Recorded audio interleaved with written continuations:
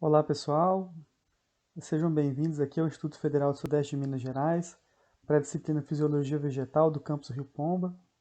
E hoje nós vamos continuar a nossa disciplina falando um pouco da respiração vegetal, né? Começando essa nova etapa da disciplina, falando a respeito da respiração e justamente fazer um paralelo dela com a fotossíntese, né?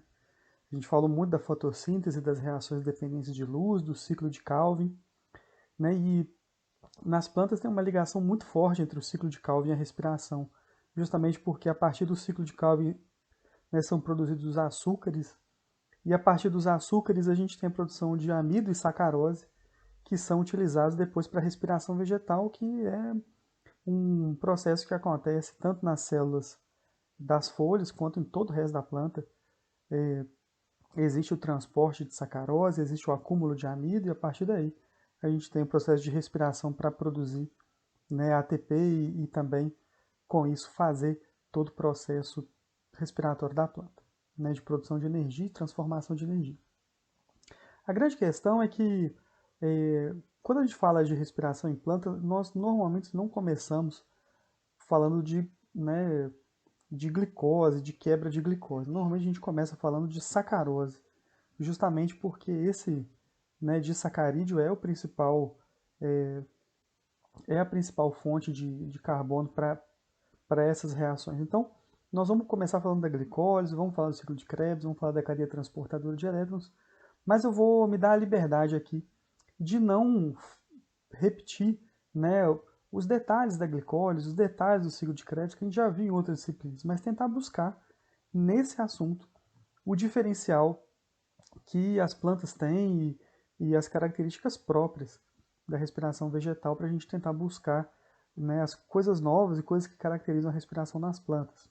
A gente já falou um pouco, né, que a respiração nas plantas ela vai acontecer nas folhas no momento em que não tem luz, né, normalmente à noite. A respiração vai acontecer ativamente em caules, pecíolos, vai acontecer também muito ativamente na raiz, nas áreas meristemáticas. Então a respiração é muito importante para as plantas, né, e certamente é, é justamente a fotossíntese que permite que a planta respire dessa forma, né? E para isso a planta faz a fotossíntese, produz sacarose, e a sacarose ela é distribuída para a planta, né? Mas quando a gente fala da respiração em plantas, a gente tem uma visão geral integrativa, né, em que a gente percebe vários organelas trabalhando em conjunto para poder produzir energia a partir, né, das diferentes fontes de carbono que a planta tem disponível. Então nós não vamos falar aqui de glicose, não. Pelo contrário, para as plantas o que a gente tem é uma grande variedade, né, uma grande variedade de fontes de carbono orgânico para a respiração.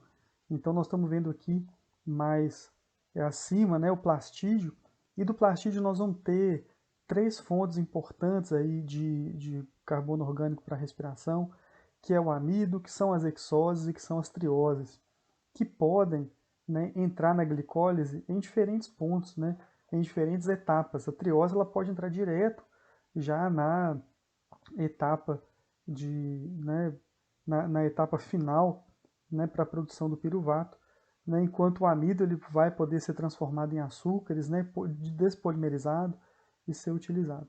Além disso, a gente tem o papel também das pentoses fosfatas. As pentoses fosfatas são muito importantes porque elas é uma rota que pode ser uma rota catabólica, né, mas também é uma rota importante para a produção de intermediários metabólicos para o ciclo de Calvin, assim como para intermediários metabólicos que fazem parte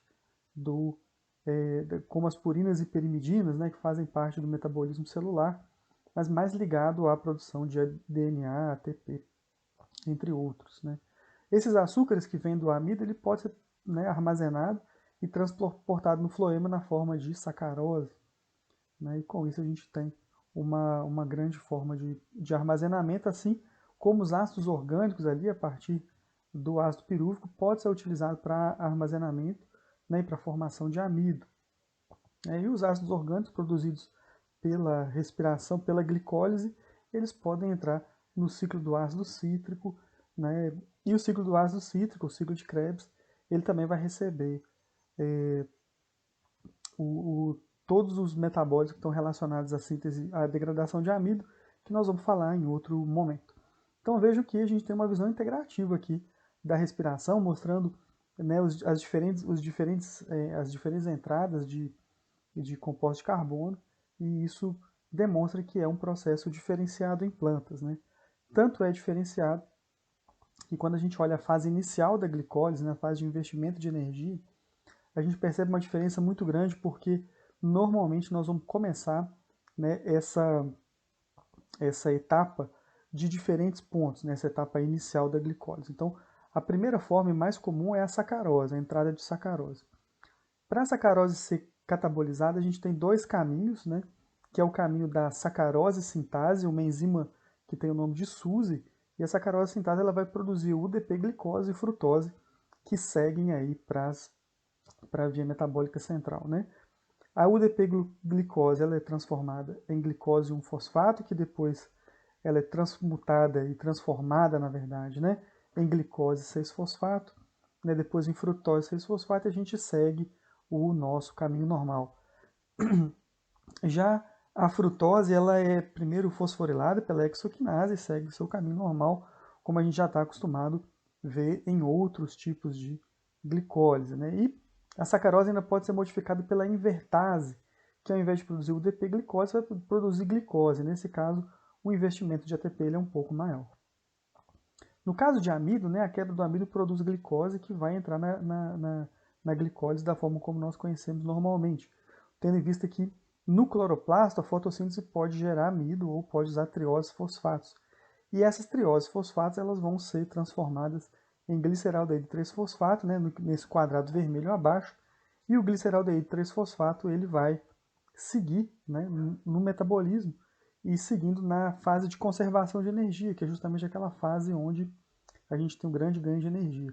Mas veja o detalhe, na glicose normalmente a gente parte de um açúcar de 6 carbonos, que é a glicose, e a gente vai ter essa fase de conservação de energia acontecendo apenas 2 vezes.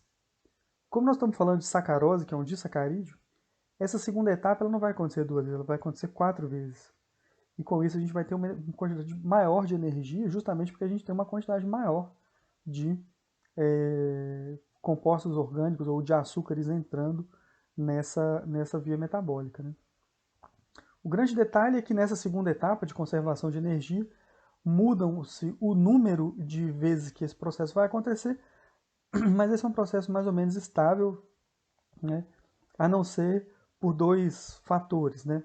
O fato de que o piruvato ele pode ser direcionado para a mitocôndria, né? E na mitocôndria seguir o ciclo de Krebs, ou ele pode ser direcionado para a fermentação, sim. As plantas elas realizam fermentação em momentos em que ela se encontra em situações de anaerobiose, em células que estão em anaerobiose. A fermentação ela é um processo que acontece em plantas. Uma outra modificação interessante é a atuação da PF-carboxilase, que vai transformar o fosfenol piruvato em malato, e com isso, esse malato vai poder ser transportado diretamente para a mitocôndria, né? E isso é bastante importante para diversos processos celulares, como nós vamos falar mais à frente. O que a gente percebeu aqui é que a glicose, que todo o processo de glicose de plantas, ele segue os mesmos padrões de outros organismos, a não ser pela sua etapa inicial, onde a gente vai ter a sacarose como ponto de partida, e essa sacarose pode ser transformada, pode ser, na verdade, metabolizada pela sacarose sintase ou SUSE, formando UDP-glicose e frutose, ou, né, pela invertase, formando justamente glicose e frutose, que seguirão pelo metabolismo normal, né? Além disso, a gente já viu que o processo respiratório ele pode ser desencadeado a partir de amido, bem como a partir de triose fosfato. Então a gente percebe que a gente tem essas características. Outra característica muito importante é a fermentação, que ela está presente em plantas. E outra característica muito particular de plantas é a presença da PEP-carboxilase, né, em que a gente vai ver a importância dela logo à frente. Então quando a gente fala de glicólise e da quebra inicial desse composto, são essas as informações mais importantes. A gente passa agora para falar do ciclo de Krebs, que a gente sabe que vai acontecer na matriz mitocondrial, e a mitocôndria todo mundo conhece. A mitocôndria é uma organela muito estudada, né? A gente já viu ela várias vezes, com duas membranas, né? Uma membrana interna que possui muitas cristas, né? Uma quantidade de membrana bastante grande internamente, e no interior dessa membrana interna a gente tem a matriz mitocondrial, onde vai acontecer o ciclo de Krebs, né? Esse ciclo de Krebs, em vegetais, ele vai apresentar basicamente as mesmas características, né, do ciclo de Krebs normal, que a gente já viu em outras disciplinas, né?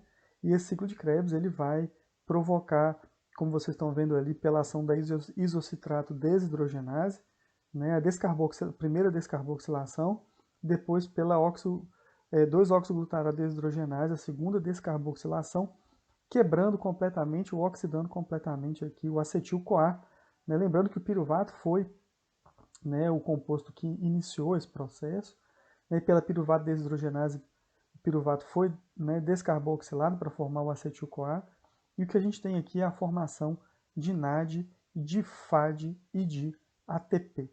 Né? A grande questão nesse ponto também é destacar que para as plantas nós vamos ter a chegada aqui não de 2 moléculas de piruvato, mas de 4. E com isso esse ciclo vai se repetir 4 vezes. Né? Além disso, existem, caso a planta não tenha disponibilidade, né, de moléculas orgânicas com mais de 3 carbonos, existe a possibilidade da enzima málica descarboxilar o malato, formando piruvato, e com isso a descarboxilação completa ocorre. Né? Então é possível a utilização de malato a partir da utilização da enzima málica. E isso é uma característica bastante importante para as plantas, porque demonstra a flexibilidade metabólica das plantas, né? A capacidade, por exemplo, de usar malato nesse processo de descarboxilação e de produção de energia, da mesma forma como ele pode usar o citrato para esse processo, e com isso, com o citrato, da mesma forma, a planta consegue realizar todo o processo metabólico do ciclo de Krebs sem precisar necessariamente partir de uma molécula orgânica de 6 carbonos ou um açúcar orgânico. Além disso, existe ainda a participação da pepcarboxilase, como nós falamos há pouco. E a pepcarboxilase, na verdade, ela vai produzir o malato dentro da mitocôndria. Ele vai ser muito importante para produzir o 2-oxoglutarato, que é um composto essencial, de fundamental importância para todo o processo de assimilação de nitrogênio pela planta, né, para que o nitrogênio inorgânico seja assimilado às moléculas orgânicas da planta. Então, esse processo ele é muito importante para o metabolismo vegetal e demonstra também a flexibilidade metabólica das plantas em possuir atalhos, né, ou caminhos alternativos em suas vias metabólicas que adaptam esse organismo à sua forma de vida. Nós também vamos falar a respeito de outros atalhos para as plantas quando a gente for falar do metabolismo de lipídios. Né? Bom, falando então um pouco do ciclo de Krebs, a gente passa agora para falar da cadeia transportadora de elétrons, né, onde vai acontecer a fosforilação oxidativa, um processo que vai acontecer na membrana interna da mitocôndria. Né? Essa cadeia transportadora de elétrons vai catalisar o fluxo de elétrons do NAD e do FAD até o seu aceptor final, que é o oxigênio. Então o objetivo é, de fato, aproveitar toda a energia das reações de oxirredução do NAD e do FAD, para gerar um gradiente eletroquímico de prótons que vai ser utilizado posteriormente para produção de ATP. Bom, a gente passa então para falar um pouco das proteínas que fazem o transporte de elétrons, que estão organizadas em 4 grandes complexos proteicos que estão presentes na membrana. E para a gente lembrar mais ou menos como é que isso funciona, a gente trouxe uma imagem de uma mitocôndria, né, esquemática, mostrando vários detalhes importantes desse processo. Né? A gente vê aqui que na matriz mitocondrial o pH é 8, mas no espaço intermembranas a gente vê uma grande concentração de H+, o que leva esse pH para algo próximo de 5. A gente vê também a importância dos transportadores, né? A gente vê que o ATP e o ADP sendo transportados pelo SYMPORT. A gente vê a entrada de citrato e a saída de malato. A gente vê também a troca de malato por fosfato inorgânico. Né? Nós percebemos aqui também que nós temos nessa membrana interna os complexos transportadores de elétron, bem como a ATP sintase, né? Que vai ser esse nosso quinto processo que vai acontecer. Então a gente percebe que nós temos aqui nesse esquema, né, todos os elementos para poder explicar o processo da quimiossíntese, né, na verdade aqui todo o processo de estabelecimento do gradiente quimiosmótico para depois a gente poder fazer o ATP. Um detalhe importante é o transportador de fosfato que está presente aqui. Esse transportador de fosfato ele faz parte, né, da entrada do fosfato inorgânico. Sem fosfato inorgânico não tem produção de ATP, então o fosfato inorgânico ele é trocado com hidroxilas, né, com OH-, e com isso a gente acaba, né, perdendo um pouco do nosso processo, do nosso gradiente eletroquímico. Então tem um custo energético o transporte de fosfato inorgânico, mas esse custo é obrigatório, é necessário para que a gente consiga de fato fazer, para que as plantas consigam de fato fazer a sua produção de ATP dentro das células. A gente passa aqui para falar um pouco das enzimas, né? Nós vamos ter aqui os 4 complexos enzimáticos, mais o citocromo, que nós vamos conversar à frente, né? A gente vai ver eles aqui, né, na sua representação, né, mostrando toda a cadeia transportadora de elétrons da mitocôndria. E nós vamos conversar um pouquinho sobre os complexos que fazem parte dessa cadeia transportadora. Bom, o primeiro complexo que a gente está vendo aqui é justamente o complexo 1, complexo NAD desidrogenase, que retira os elétrons do NAD, transfere para a ubiquinona, e nesse processo de tirar os elétrons do NAD, ele acaba transferindo 4 prótons para o espaço intermembranas, né? Então, a cada 2 elétrons, a gente tem o transporte de 4 prótons para o espaço intermembrana, e isso, né, logo depois que esses elétrons são doados pelo NAD, né? Em seguida, a gente tem justamente a ubiquinona, né? Mas o que é a ubiquinona, o que faz, né? A ubiquinona ela é uma proteína que está presente no interior da membrana, então ela é altamente lipofílica, altamente, né, ela é capaz de se movimentar no interior da membrana plasmática e com isso transferir os elétrons, né, do complexo 1, né, para o complexo 2, para o complexo 3 ou para os complexos alternativos. Então, pelo fato da ubiquinona conseguir se mover livremente no interior da membrana, ela é um excelente transportador de elétrons. É claro que para cada cadeia transportadora nós não vamos ter uma ubiquinona, mas nós vamos ter um pool ou um conjunto de ubiquinonas que vão atuar em conjunto para que esse processo aconteça. Em seguida, a gente vai destacar aqui o papel do complexo 2, ou complexo succinado desidrogenase. Esse complexo ele é justamente aquele complexo presente no ciclo de Krebs, que transforma succinato em fumarato, né, e também oxida FADH2 em FADH. Então ele é bastante importante, ele acaba liberando 2 elétrons para a ubiquinona, mas ele não bombeia prótons, né, ele apenas transforma o fumarato em succinato e recebe os elétrons, né, provenientes do FADH2. Então ele é bastante importante, esse complexo 2 ou complexo succinato desidrogenase, que promove a oxidação do succinato no ciclo de Krebs, que justamente utilizando FADH2 em FADH.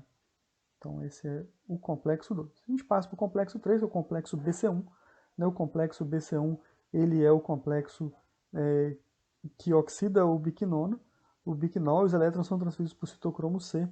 Os 4 prótons são bombeados para a matriz mitocondrial, né? Da matriz mitocondrial para o espaço intermembranas, né? Cada 2 elétrons liberados pela ubiquinona, ou seja, existe aqui o transporte vetorial que a gente conhece também como ciclo Q, é aquele ciclo que potencializa o transporte de H+ para fora do espaço intermembranas, por conta justamente desse mecanismo especial de transporte. Né? O próximo complexo, complexo 5, é o complexo, na verdade, que a gente não coloca na cadeia transportadora, porque ele é um complexo que tem muito mais atividade, muito mais relação com o processo de síntese de ATP mesmo. Né? Então, que é a ATP sintase. A ATP sintase ela vai acoplar, né, o transporte de H+, o transporte de prótons, com a formação de ATP. Então, é por isso que esse complexo ele é o processo mais importante. A gente estima, né, que a cada 4 prótons que passam né, que ele vai gastar 4 prótons para produzir um ATP, esses 4 prótons, 3 realmente passam, né, pela ATP sintase, e um é justamente aquele que é utilizado para a troca de fosfato inorgânico.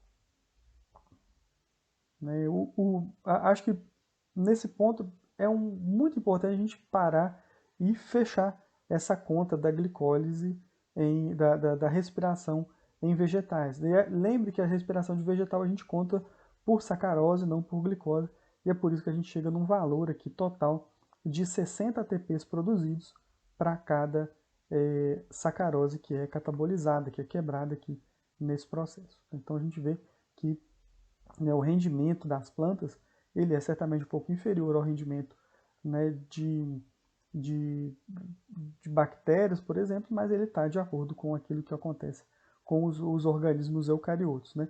Lembrando também que nós temos uma complicação adicional, que é justamente o fato de começar esse processo a partir da sacarose, que envolve o investimento de energia também. Né? Bom, para a gente finalizar essa questão da respiração das plantas e das particularidades da respiração da planta, a gente não podia deixar de falar um pouco a respeito das vias alternativas de transporte de elétron. E essas vias alternativas elas foram descobertas, elas foram avaliadas, porque em vários estudos que foram feitos com as plantas, foram utilizados diferentes tipos de inibidores da cadeia transportadora de elétrons. Então a gente tem inibidores que atuam no complexo 1, no complexo 2, no complexo 3, no complexo 4 e na ATP sintase. São várias as formas, né, são vários compostos que atuam na cadeia transportadora de elétrons e que acabam inibindo a cadeia transportadora de elétron mitocondrial e inibindo a respiração nas plantas. O interessante é observar que muitos desses inibidores eles não causam a morte da planta justamente porque a planta tem caminhos alternativos para poder tratar isso. Então, um exemplo é a rotenona. A rotenona ela impede o funcionamento do complexo 1 na desidrogenase, mas ela não impede o crescimento da planta, justamente porque nós temos aqui a NAD-desidrogenase interna, que é resistente à rotenona e que recebe os elétrons vindos do NADP. Então, mesmo que o complexo 1 esteja desligado, as NAD-desidrogenases internas, né, alternativas, resistentes à rotenona, elas vão fazer esse papel. Da mesma forma, nós temos uma outra rota alternativa que são, né, as NADH-desidrogenases externas, né, que utilizam o NADPH e o NADH citosólico, né, que vem justamente do espaço intermembrano, ou que vem do citosol, e podem ser utilizados aqui para realização desse transporte de elétrons. Obviamente que a gente não tem a primeira etapa, mas ainda assim é possível a realização e o estabelecimento do gradiente eletroquímico e produção de ATP a partir daí. Então essas duas vias, elas são vias que demonstram que mesmo que existam problemas com a NAD-desidrogenase, ainda assim a respiração vai acontecer. Então a gente pode inativar a NAD-desidrogenase, que ainda assim a planta vai conseguir se desenvolver, e tem outros mecanismos que podem tratar dessa questão. Então em plantas é muito comum, né, assim como em todos os organismos, essa questão da redundância funcional, que é justamente no metabolismo você ter vários caminhos que podem ser adotados na presença de impedimentos ambientais ou de impedimentos químicos, para que o organismo continue funcionando. Então, uma palavra-chave para um conceito-chave, né, para esse metabolismo que nós estamos vendo é justamente o conceito de redundância funcional. Da mesma forma, o funcionamento dessa cadeia transportadora ele pode ajudar a planta em outros casos, que são os chamados mecanismos dissipadores de calor. Né? A gente está aqui, né, existem plantas que exalam odores, né, e exalam compostos químicos para atrair os seus polinizadores. Né? Então aqui a gente tem um caso, né, de uma planta que, por meio da sua espádice, ela aumenta muito a temperatura, que a gente pode ver nessa foto térmica, né, em que na região do espádice a gente tem um aumento bem significativo de temperatura em comparação ao restante da planta. Mas por que ela faz esse aumento de temperatura? Bom, o porquê a gente já sabe, é justamente para exalar esses compostos químicos e atrair os polinizadores. Mas como que ela faz isso? Né? E isso tem a ver com a cadeia transportadora de elétrons, nós vamos falar daqui a pouco. Da mesma forma, existe uma outra forma, uma outra utilidade, né, para esses mecanismos dissipadores de calor, que são permitir que plantas cresçam, né, e se desenvolvam em ambientes onde a temperatura é extremamente baixa. E com isso, a planta vai gastar uma parte da sua energia justamente para manter a temperatura alta, né, mas mesmo assim isso é uma forma de, né, sobrevivência, uma forma de adaptação a ambientes extremos. Mas como que ela faz para produzir calor nesse contexto? Então existem, né, alguns mecanismos alternativos, né?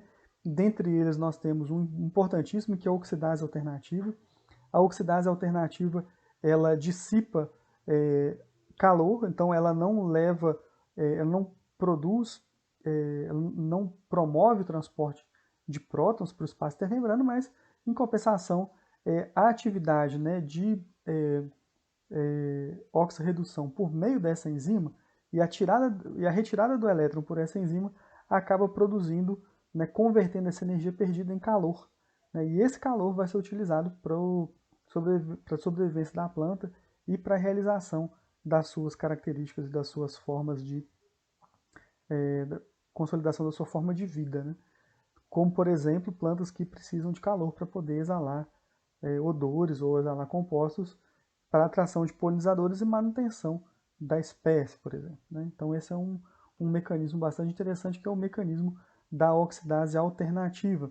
Ela também é interessante porque ela, nesse caso, ela vai ocupar o lugar do complexo 4, né? E com isso, mesmo que não, que vai ser bastante importante porque ele vai retirar os elétrons da cadeia transportadora. E embora caso a planta utilize a oxidase alternativa, ela vai produzir menos ATP, mas ela vai produzir mais calor. Então isso é bastante importante. E mais importante que isso, ela vai continuar a produzir ATP, né, mesmo na presença de compostos que são desacopladores da cadeia transportadora, como por exemplo, né, o cianeto. Em condições normais, né, se não existisse essa oxidase alternativa, a existência de cianeto provocaria a morte da planta, porque as cadeias transportadoras ficariam saturadas de elétrons, não haveria a formação do gradiente de potencial eletroquímico, não haveria a formação de ATP, esse organismo, né, não sobreviveria. E com a presença da oxidase alternativa, mesmo que exista cianeto no meio, né, mesmo que o cianeto esteja presente, ainda assim a cadeia transportadora de elétrons vai funcionar continuamente, né, bombeando prótons para fora, bombeando H+ para o espaço intermembranas e produzindo calor para que as plantas sobrevivam. Então esse é um mecanismo alternativo bastante interessante.